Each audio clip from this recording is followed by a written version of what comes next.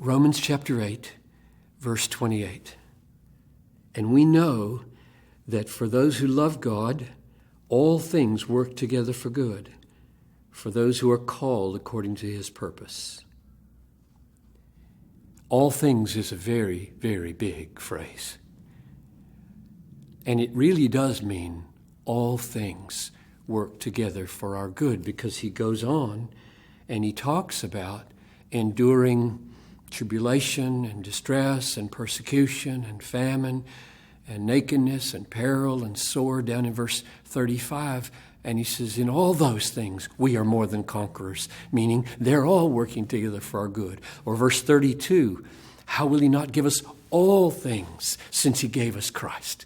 So the all things really does include the most painful things in the world.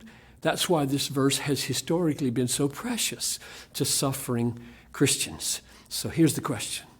For whom is this promise true? And the verse contains two answers, right?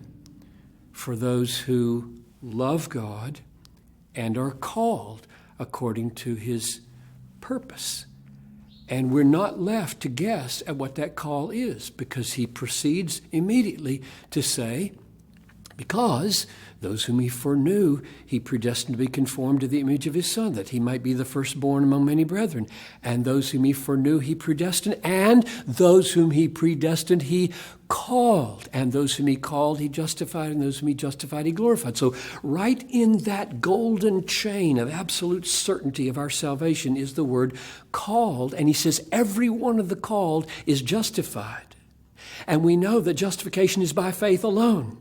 And therefore the call of God is the call of God into the life of faith.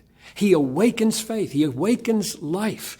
It's like Lazarus. Lazarus, come forth out of the grave. That's the call of God on our life. He raises us from the dead. So if you are called by God, that is, if he has awakened faith and spiritual life within you, it's your verse. And the other qualification is those who love God. And loving God is precisely what happens to you when you are called from death to life. Unbelievers don't love God. They love the world. They love everything but God. But when God sovereignly calls us out of death into life, the life that he gives us is, I love you, God. I love you, Jesus. And so this verse is yours if you have been called and if you love God. So I would say very specifically, trust Jesus that he has called you. You are his. You're banking on his promises. You're counting on his blood and righteousness to be your acceptance. And then love God and own this verse in all the moments of your life, both happy and painful.